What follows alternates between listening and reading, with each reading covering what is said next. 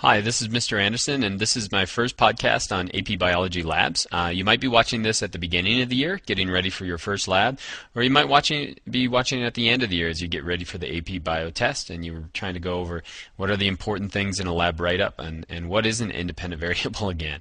And so let's get started. This one is an overall view of experimental design, in other words, how you set up a lab, and then how you properly write it up.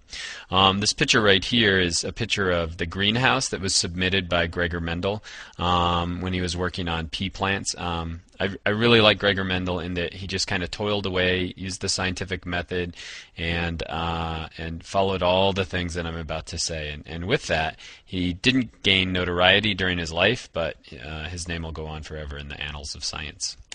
Okay, first of all, a great place to start is at LabBench. LabBench is, I think it's developed by Pearson, and it's a good overview of each of the 12 labs. And so what you can do before we actually do the labs is click on each of those labs, and it'll walk you through it. They have little quizzes, and then they even have simulations, so you can try out the lab and see how to do it before you even give it a try. Also, at the end of the year, it's a great review to go back because they have questions that they ask you, and you can answer those. Okay, and if you look on the inside of your lab book, what you'll find is a piece of paper, and that piece of paper has these 10 things. I want you to memorize these. In other words, you should be able to sit down when we're doing a lab and say, number one, question, hypothesis, independent variable, dependent variable. So you should just be able to do that by memory. And that's how we write up our labs. Remember, you're not going to get a sheet from me. It's simply going to be, what did we do, how did you design the lab, and then how did you fill in all these different things. Now, we should talk about a few of them and clear up differences between the two. First of all, we should talk about what variables are. Variables are things that change in an experiment.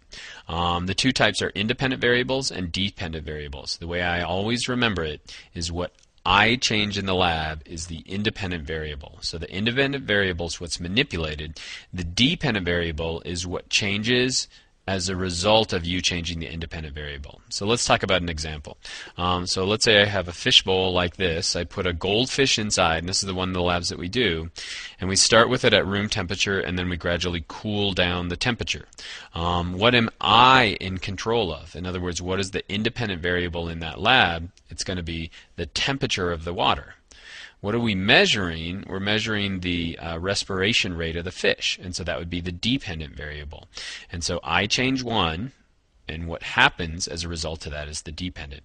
And so this is an example of somebody's lab write-up. You can see they've written down the problem. They've made a guess or a hypothesis. It's not really a guess. It's what we are pretty sure will happen. And then they're starting on independent and dependent variables. Things you want to remember when you put these anywhere is that label everything. If independent variable is temperature, then it better be measured in degrees Celsius. If dependent variable is respiration rate, it should be measured in operculum movements per minute. There has to be a unit, and there has to be a label on everything.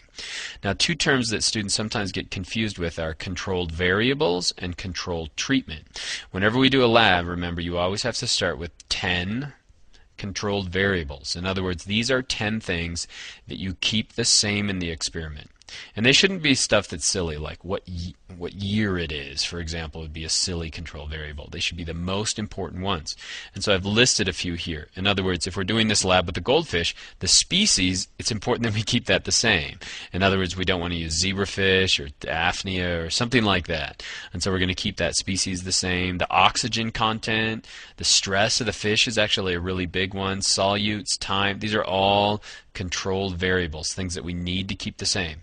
And if we don't, then we're changing more than one variable, and we can never tell then if temperature actually had an effect, if we were also changing other things. Some of these are kind of tricky. Now, control treatment we won't do in all of our labs. We'll always control all the other variables, but we won't always control the treatment or have a control treatment. What does a control treatment mean? It's essentially removing that independent variable. And so what I would do is I would have one tank where I would have varying temperatures of water with the fish, and then I'd have another tank where I wouldn't change the temperature. And you might think to yourself, a control treatment seems kind of silly, but maybe there's something about leaving a fish in a tank for a certain period of time that maybe that affects their respiration rate. And so you always should run, in a good experiment, you should always run a controlled treatment if you can. example, if I'm measuring how rock and roll music affects plant growth, or maybe music type affects plant growth, and I'm playing all different kinds of music, I should also have another plant where I'm not playing any music as a kind of a control treatment. Okay, next, you should always be thinking about statistics, especially when you're writing up a lab or when you're on the AP Bio test. In other words, they will say design an experiment. So you design an experiment, but there's there's three things I put here that are important.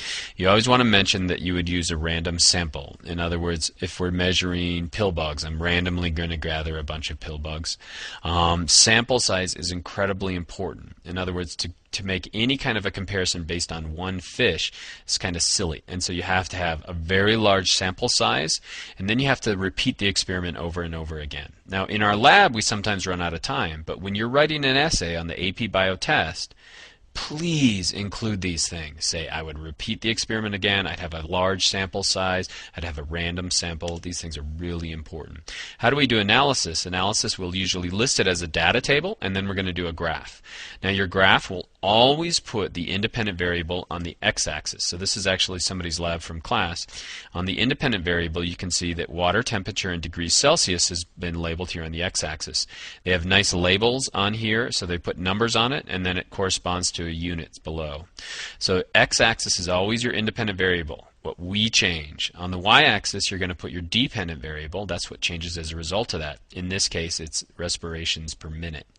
Other things that you should never forget when you're doing a lab is that you have to have a title at the top, a title that reflects those two variables. We generally do scatter plots, although there will be some labs where we do different plotting. You should always have a line of fit. Line of fit should kind of reflect your data. It's a best fit line. It should never extend on either side of your data. And the AP test, they're okay with connecting the dots, and so I wouldn't worry about that. And then finally, please go back on every graph that you do and make sure you've labeled everything in that graph. Make sure that you've put a title on it, and essentially that you've answered the question that they're asking. Okay, and lastly, you should always have a conclusion. So at the end of every lab, there's going to be a conclusion. I think there are three important things that you should use when you're writing it. You should use your brain, you should use your book, and you should use the internet. And you shouldn't simply say what the results were, because we all know what the results are going to be. When you decrease the temperature, a goldfish's respiration rate is going to decrease. So in your conclusion, don't just say that over and over and over again. At this point, I want you to tell me why that occurred, what may have gone wrong in the experiment, and then what you could fix in the future. And so why does the respiration rate go down? Well, it's an ectotherm, and so you should find as much information about you can about ectotherms and then how temperature might affect them. And then you can write an important conclusion. And if it didn't come out the way you wanted, that's okay. Don't change your results, but I want you to explain that in your conclusion. What went wrong? And then if you were ever to do the lab again, then what would you fix? Okay, I hope you enjoy this, and I'm going to do little podcasts on each of the individual labs. Hopefully they'll be a little shorter than this. Thanks.